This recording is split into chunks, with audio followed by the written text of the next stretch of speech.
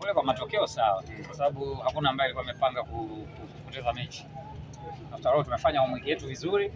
Kile mmeona tulicho display leo mbele ya timu kama Wydad ambayo possibly tulifikiri kwamba pengine ndio watu ambao tungekutana na wakati mgumu zaidi. Lakini wao ndio wanakutana na wakati mgumu mbele yetu. Tumefanya kila kitu, hapana haijawezekana. Ni wao wamefanya attempt, imewapa goli.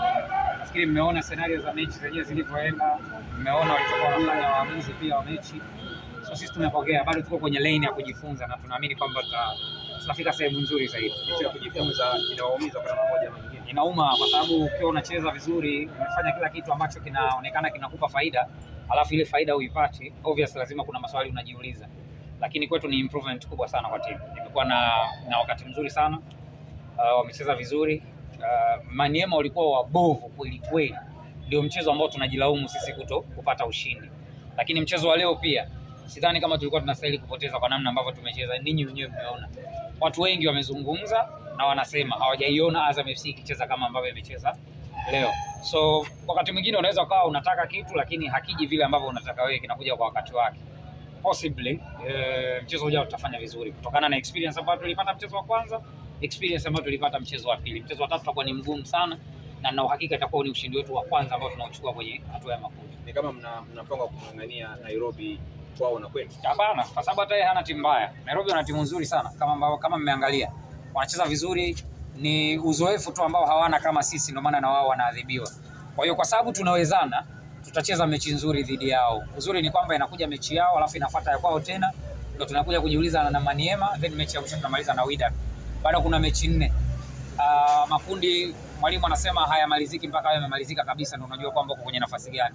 So kwangu mimi tumeshaangusha alama 6, tumepoteza mechi 2.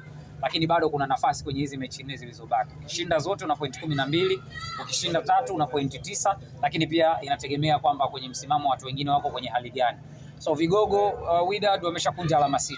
Maana yake wanahitaji angalau alama 4 kwanza ili waanze kupata ile matumaini kwamba we are okay. Na kwenye hizo alama 4 wapo watu ambao watacheza nao ambao sisi pia tunawaombea shari. Kwa hiyo bado iko nafasi kwa Azam FC. Mtupongeze kwa kile ambacho tumekifanya kwa mara ya kwanza kabisa. Hakuna aliyetegemea kwamba mechi na Wydad itakuwa hivi, sisi tukawa dominant. Sisi ndio tumecheza mpira wa leo. Lakini bahati mbaya ni kwamba hatujapata matokeo ambayo tulikuwa tunataka kuyapata. Hashim, pengine kucheza katika uwanja wa Azam Complex na hapa Amani Complex kuna tofauti? Hakuna tofauti yote kwa sababu ni viwanja vile ambavyo vinafanana eneo la kucheza. Bahati mbaya ni kwamba hatuwezi kuitumia Azam Complex kwa sababu ya nyasi. Nyasi zetu sisi ni pure artificial turf. Hii hapa ni hybrid. Ikiwa hybrid unaweza kucheza kama ambavyo tulienda uwanja wa Stade Mateo kule kwa AS Maniema. Uwanja wao pia ni hybrid. Lakini kama haitoshi, majukwaa yetu kwa viwango ambavyo CAF wameainisha wanataka angalau watu 10,013. Angalau watu 10,013. Kwa hiyo ukiangalia capacity ya Azam Complex na hii ya New Amani Complex, hii ina qualify kuliko ile ya kwetu. Ndio maana tunacheza mechi zetu hapa. Hakuna tofauti yoyote, ndio maana mmeona wachezaji wetu leo wameenjoy, mali imeguswa, boli imetembea. Yoyote atakaye kuja hapa atatapika cha kwetu alichokuwa nacho hapa. Tafsiri yake imekaje? Kwa sababu tumeona mmepoteza michezo miwili lakini tunaona bado natumaini mnayo kwa ya kuendelea kufanya vizuri. Makundi obvious hayajakamilika na bado kuna nafasi. Kila mmoja anaweza kusogea mbele. Aliyekuwa na alama 6 leo anaweza akawa mwisho kesho. Bado ni jambo ambalo linawezekana. Aliyekuwa hana alama leo anaweza akawa na point 9 kesho. Lolote bado linaweza likatokea na sisi tunayo imani hiyo.